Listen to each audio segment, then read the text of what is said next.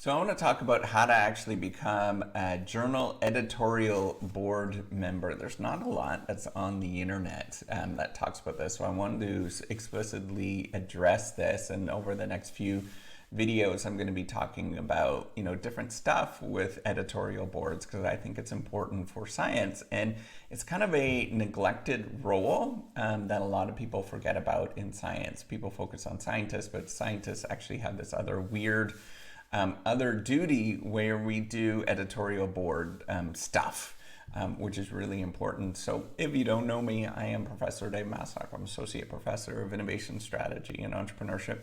And I created this whole reciprocity project to give back as much as I possibly can. There's so many people who help me out that I want to pay the favor forward to help you out. So admittedly, I don't know as much as you think I might know about this stuff, but I know a little bit.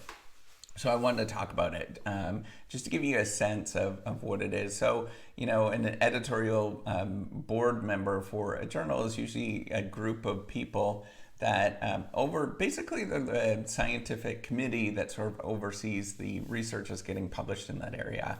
And that's the most important thing. Whenever I hear about a journal and I've never heard of it before, I just go to the editorial board member and I look to see who's there and what universities they're at.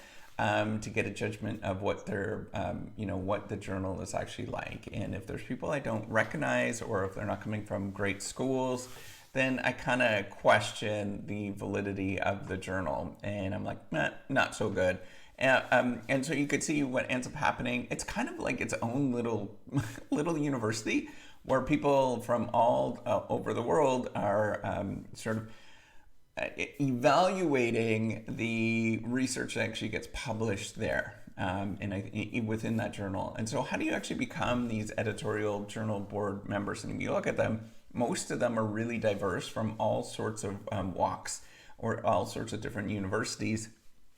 And they matter a lot, right? So they matter in terms of the quality of the articles that are being published there. So basically what you have to do is demonstrate that you're good enough to be part of that journal. And the threshold, it's like everything else in academia.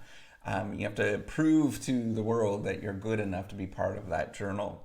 And, often it starts out like this. I think this is kind of the normal way, is that you start reviewing for a journal, right? So you might either send in an article to that journal because you want to get it published there, or, you get invited to review for the journal.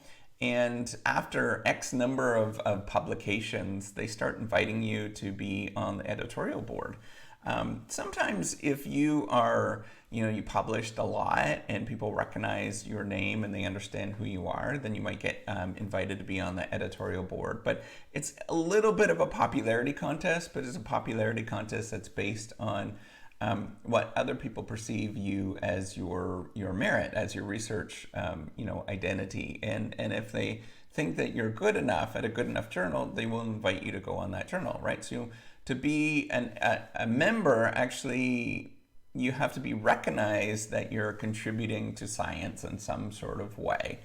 And usually it is, people will sort of say, hey, let's nominate or let's bring this person on to their editorial board.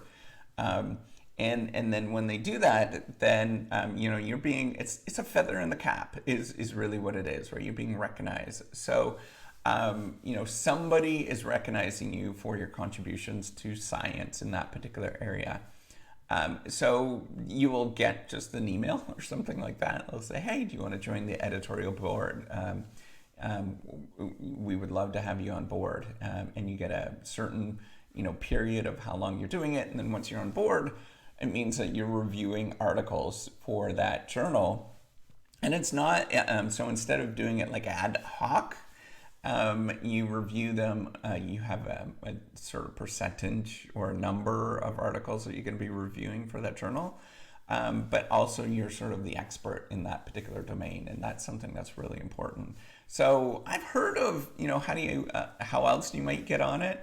I've heard of, so other than being like asked, I've heard of some people asking to be on a review board. I've never done that. I'm not sure how effective it is, because you have to sort of prove yourself. Sometimes there's another way that, maybe if you're at an institution where there's somebody that's, the editor for a journal, they might actually invite you on because they recognize that you're doing good work because you're at that institution. So in some ways it's a little clubby. And that's sort of the natural tendency in academia anyways, is to be clubby, where we sort of recognize other people that are doing good things. And so we want them to belong to the group of that we're trying to build. And that's like, there is very much based on legitimacy and status in academia, if you don't know that. So that's one way to do it. So if you're at a really good institution where there's an editor that's beside you, that's like next door, they might ask you to review and then eventually become like an editor for that journal. However, it tends to happen that way anyways, because, people tend to sort of cluster in academia anyways.